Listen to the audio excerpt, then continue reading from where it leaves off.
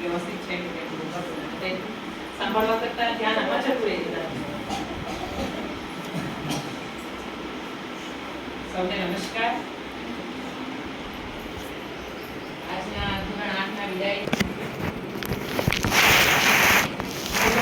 છેલ્લે મારો વારો આવ્યો. શરૂઆત ઉમેશ સરથી કરું. ઉમેશ સરે સરસ મજાની આપણને વાત કરી મિત્ર એવો શોધવો. એટલે મિત્રતાની વાત મેં કરી દીધી છે. આપણા દક્ષાબેન કે જેમણે ખૂબ કડક તમારા મગજમાં ચિત્રો આ દિવાલ પર પણ નામ લખાઈ જાય, પેટ નામ, બરાબર, તમારા, અમારા નહીં. એમણે પણ બહુ સરસ વાત કરી દીધી તમને. હેપીબેને તો કહી દીધું કે તમે જ્યારે ફોન કરો આવી શકો, એમની પણ વાત થઈ ગઈ. કૌશિક સરે પણ જે કામનું નામ પડે એટલે જે આપણે અભ્યાસ કર્યો હોય એ સારા યાદ આવી જાય. મહેશ સરે પણ જૂના વિદ્યાર્થીઓને યાદો વાગોળી લીધી. તમારા ચહેરા બદલાઈ જશે. અમને પૂછવું પડે તમારું નામ શું છે, ક્યાં રહી. સમાસરે પણ સરસ મજાની વાત કરી. એક તમે વળી હતા અને એમાંથી ફૂલ બન્યા છો, સુંદર મજાનું. હવે મારા માટે બધું આવી જ ગયું છે. શરૂઆત કરું. આ જે ધોરણ 8ના વિદ્યાર્થીઓ, કદાચ ઉમેશભાઈ હતા તમે આ લોકો પહેલામાં હતા ત્યારે પહેલા ધોરણમાં આ લોકો 8 વિદ્યાર્થીઓ હતા દાખલ થયેલા ત્યારે. 8 વિદ્યાર્થી દાખલ થયા હતા અને 15 વિદ્યાર્થીઓ વિદાય લઈ રહ્યા છે. અને મેં 5મા ધોરણમાં પણ આવ્યા છે, મને યાદ છે ત્યાં સુધી ભણાવ્યા છે. 5મામાં નિહાલી, માધવી, વંશ, આ તમે 6થામાં આવ્યા છો. નિહાલી 5મામાં આવી છે ને. નિહાલી અને શિવ 5મામાં આવ્યા છો અને બીજા 6થામાં આવ્યા છો. એટલે મારા જે અભ્યાસનો ભણાવવાનો જે અનુભવ એમણે લીધો છે. અને એ પછી તો કદાચ મારે મોસ્ટ ઓફ ગુસ્સો થવાનું જ આવે છે. કાં સૂચના આપવાની આવે, આમ કરો તેમ કરો. મને નથી ગમતું હાલે પણ મને ભણાવવાનું વધારે ગમે છે, પણ બધી રીતે મારે જે કરવું છૂટે એ કરવું પડે છે અત્યારે. અને જો હું આ રીતે નહીં રહું તો વહીવટમાં તકલીફ પડે. મારા સ્ટાફ મિત્રો પણ ઘણીવાર એમને પણ થતું હશે, રીનાબેન ભૂલી જાય છે. તો મારે મેનેજ કરવા માટે આ સૌ કરવું પડે. અને 2 વર્ષની પરિસ્થિતિ જ્યારથી મારા પર ચાર્જ આવ્યો ને ત્યારથી આખી પરિસ્થિતિ જ બદલાઈ ગઈ. આપણે નવી જગ્યા બેસવા માટે શોધવી પડતી હતી. ત્યાં આપણે મેનેજ થવાનું ત્યાંના વાતાવરણ સાથે, આજુબાજુના વ્યક્તિઓ સાથે, અને કડક વલણ અપનાવવું જ પડે. નવી શાળામાં આવી ગયા છે, જે આખી કરોડ રૂપિયાની જે શાળા છે એને પણ નિભાવવાની છે આપણે, એટલે એને પણ સાચવવી પડે આપણે. એટલે મારું વલણ કદાચ તમને એવું થાય કે ટીચર તો ગુસ્સામાં આવી જાય, પણ એ ગુસ્સો બોલ્યા પછી મારા મગજમાં નહોતો. આ થઈ મારી દિલની વાત. બીજી વસ્તુ, જે કુંભાર હોય ને, કુંભાર માટલું બનાવતો હોય તો એને ટીપે બરાબર મારે, તમને ખ્યાલ હોય તો. મોચીભાઈ ચપ્પલ બનાવતો હોય ને, બરાબર એને પેલા શું કહેવાય એનાથી બરાબર ટીપતો હોય તો એનો આકાર સારો આવે. માટલાને પણ બહુ મારવામાં આવે તો જ એ માટલું સુંદર બને અને પાકું પણ થાય. એવું જ અમે તમારા ઘડતર માટે તમને ટકોર્યા છે, બરાબર ટીપ્યા છે કહીએ ને સાદી ભાષામાં, તો જેથી કરીને તમે મજબૂત બનો શરીરથી, મનથી, દરેક રીતે. અને એવા જ પ્રયત્નો અમારા ટીચરોનો પણ રહ્યા છે. નાનકડું ઉદાહરણ કહું તમને, આપણા જ નજીકનું છે અને એ મારો અનુભવ પ્રમાણે અત્યારે રામકથા ચાલી પાંડામાં, તમને ખ્યાલ હશે. ઘણા ગયા હશો, ઘણા નથી ગયા. બોર્ડ જોઈને પણ ઈચ્છા વ્યક્ત કરી હશે. ત્યાં એક ભાઈ અમને મળ્યા, એ LIC એજન્ટ હતા અને એનું ઘર પણ મેં જોયું છે. નવી નગરીમાં એ વસવાટ કરતા હતા. એના પપ્પા દરજી કામ કરે છે હાલે પણ.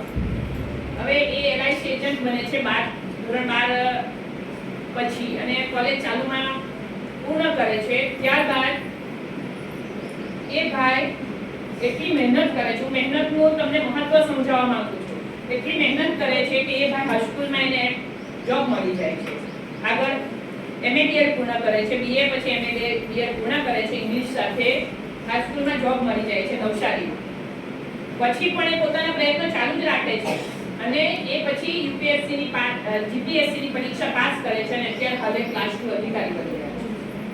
એ આપણા નગરિયાના જ ભાઈ નવી નગરીમાં રહે.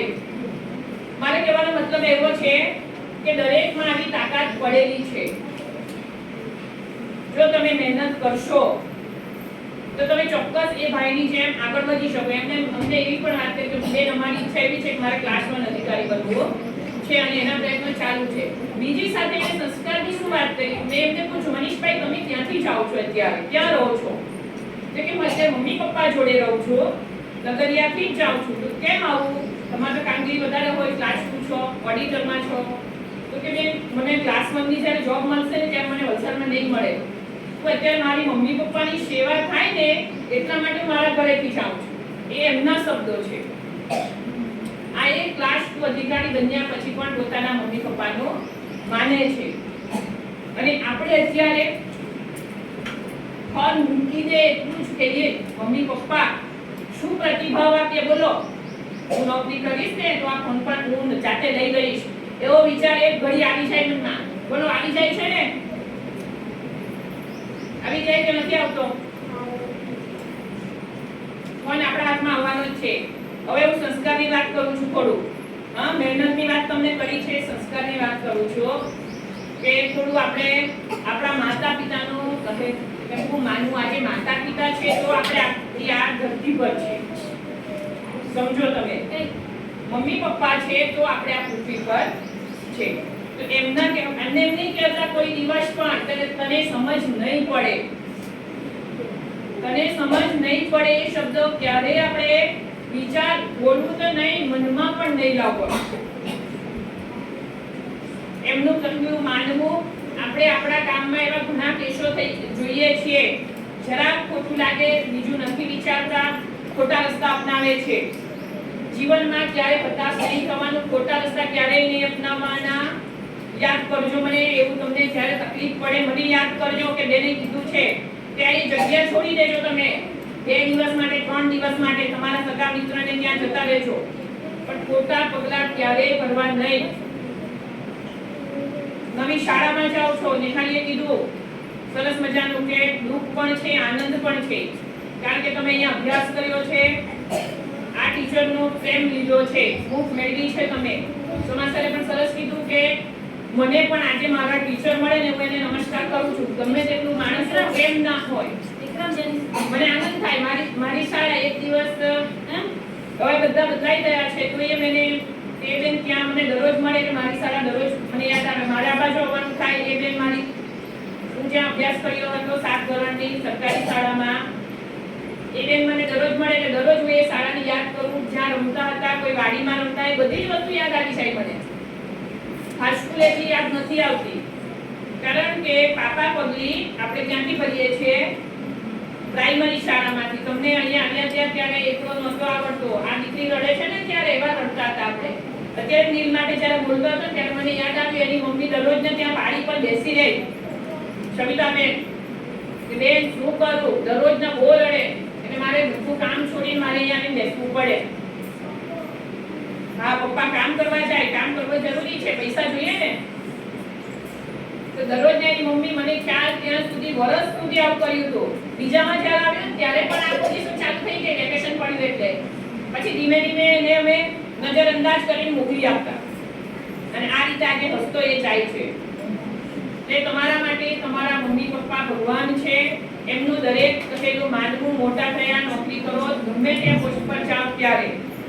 બીજી વસ્તુ, અત્યારે અમારે લગ્ન પ્રસંગમાં જવાનું થયું તો ઘણા જે ઇવન મેરેજ કરી ગયેલા એ પણ આવીને નમસ્કાર કરતા હોય, પગે પડતા હોય. એ ઘણા એવા હોય વિદ્યાર્થીઓ કે જે હાલે નીકળી ગયા, અત્યારે નજીકના ટાઈમમાં કોઈ બોલવાય નથી આવતા. અમારી જ વાત નહીં, તમે હાઈસ્કૂલમાં જશો એ ટીચર પણ તમારા ગામમાં મુલાકાત લે, એમને આવીને બેસાડો, પાણી પીવડાવો, ના પીવડાવો, પણ એમની રિસ્પેક્ટ કરો. કારણ કે જે કંઈ સંસ્કારો અમે વારંવાર આપીએ છીએ કે કોઈ પણ મહેમાન આવે તો એમને આપણે માન આપવાનું. આપણા ઘરે કોઈ બીજા ટીચરો જ નહીં, બીજા મહેમાનો આવે, કોઈ પણ આવે એટલે આપણે ગમે તે પરિસ્થિતિમાં વ્યવસ્થિત પહેલા તો બેસી જવાનું. આ વસ્તુ બધાને લાગુ પડે છે. હા, આટલે જ નથી, બધાએ વ્યવસ્થિત બેસી જવાનું, ઊભા થઈ જવાનું.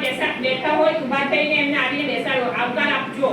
નહીં તો ગમે તેટલો કલેક્ટર પણ ન હોય, એનામાં શિસ્તતા ન હોય, એ કલેક્ટરની ડિગ્રી પણ એ માણસ માટે નકામી હશે.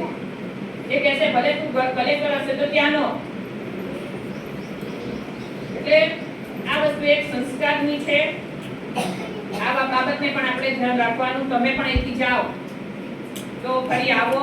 આજે આપણે કોઈ પણ કાર્યક્રમ રાખીએ છીએ તો જૂના વિદ્યાર્થીઓ કેટલી મદદ કરે છે. જુઓ છો ને, અત્યારે આપણે શાળાનું લોકાર્પણ કર્યું, જોયું તમે? જ્યારે રસોડાનું કામ કિરણ, બરાબર, કિરણ કુમાર આરાધ્યના પપ્પા, એ આપણી શાળાના વિદ્યાર્થી છે, એમને સોંપવામાં આવ્યું મુકેશભાઈ જોડે. આખું આપણે બધા સ્ટોક પણ નહીં મૂક્યો હશે. આ જૂનમાં બધા જે અધિકારીઓ આવ્યા હતા, પદાધિકારી આવ્યા હતા, એમને જરા પણ તકલીફ પડવા નથી. બરાબર છે કે આપણા જૂના વિદ્યાર્થીઓ છે ને. સ્ટેજ સમિતિ આ જે ડેકોરેશન કર્યું હતું બલૂનથી, એ બધા આપણે ભૂતપૂર્વ વિદ્યાર્થીઓથી જ કર્યું છે.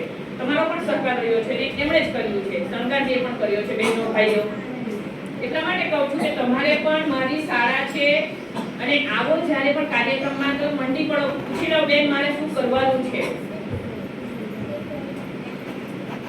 અને જ્યારે પણ તમે રસ્તે મળો, કેમ છો એટલું બોલો ને, એ પણ અમારે એવોર્ડ છે. બેને બહુ સરસ વાત કરી. તમે બોલશો, સારા સંસ્કારો લઈને જાઓ એ, અને અમારે એનો અમને પ્રતિભાવ મળે, એ જ અમારો સૌથી મોટો એવોર્ડ. ત્યારબાદ સરે કીધું કે તમારે બને ત્યાં સુધી હોસ્ટેલમાં તમારી ડિમાન્ડ વધી ગયેલી છે અત્યારે, ખબર છે ને? એક દિવસ શ્રમજીવી વલસાડથી પણ તમને પૂછવા આવ્યા હતા, શ્રમજીવી હાઈસ્કૂલથી, કે તમારે અમારી સ્કૂલમાં એડમિશન લેવાનું છે.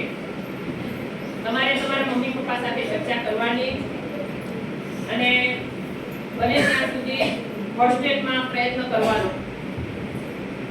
કારણ કે આપણા ઘરનું વાતાવરણ અત્યારે હવે આપણી પાસે મોબાઈલ આવી ગયેલો, એટલે એની અસર બહુ થાય છે. ભણવા પર એની અસર થાય છે. મગજ પણ તમારા એવા છે અત્યારે એકદમ નાજુક, અને ઉત્તેજિત કહીએ ને તો ખોટું નથી. કેમ કે અત્યારે તમને બહુ નવું નવું મોબાઈલમાં જોવા મળે, એટલે મજા આવે, એટલું ભણવાનું સાઈડમાં રહે છે. એટલે તમારે બને ત્યાં સુધી હોસ્ટેલમાં અને અહીંયા જાવ તો એ વાંધો નથી, પણ અહીંયા પણ તમારે મોબાઈલનો ઉપયોગ જરૂર પૂરતો જ કરવાનો. બને ત્યાં સુધી નહીવત. અમે જે અભ્યાસ કર્યો છે અમે નથી કર્યો મોબાઈલનો ઉપયોગ. આજે જે મોટા મોટા બિલ્ડરો જે છે એમના દીકરા દીકરીઓ પણ અમુક જે અભ્યાસ પૂર્ણ કરે ત્યાં સુધી જે મોબાઈલ કંપની બનાવવાવાળા હોય, મોબાઈલ એમનો દીકરો કે જેમણે 10મું કે 12મું પાસ કર્યું ત્યાં સુધી એમણે મોબાઈલનો ઉપયોગ નથી કર્યો. આજે બિલ ગેટ્સ નામના, હા, જ્યારે માઇક્રોસોફ્ટ બનાવ્યું બિલ ગેટ્સ, એ મૂકી દે કે હું મારા બાળકને એ જો મને કહે તો એને 1000 ફોન લાગ્યા, એટલા ટાઈમ લાગ્યા, પણ મારે મારા બાળકને એવું બનાવવું છે કે એ પોતે જ્યારે મોટો થાય ને ત્યારે લાખ ફોન એ એટ અ ટાઈમ એ એના પૈસાથી જાતે લઈ શકે. એટલે હું એને મોબાઈલ આપતો નથી. મને લાગે એમણે અભ્યાસ પૂર્ણ કર્યો ત્યાં સુધી મોબાઈલનો ઉપયોગ નથી કર્યો. એમના વાલીઓ પણ નહોતા કરતા ઘરમાં, અને ત્યાં સુધી ઓફિસમાં જ. અત્યારે એક કિસ્સો કોઈને મારે કહેવાનું રહી ગયું. 2 દિવસથી હું કરતી હતી, હું તો બધાની વચ્ચે કહી દઉં. એક ગુજરાતની કોઈ વિદ્યાર્થીની એક્ઝેક્ટ મને નથી ખબર, કદાચ દક્ષા ટીચરને ખ્યાલ હશે, વાંચતો એ લોકોને ખ્યાલ હોઈ શકે, પણ એ છોકરીએ સુસાઇડ કરી. કેમ ખબર છે? એ એવું કે હા એવું કે ગૂગલ ખાતું નથી એમ.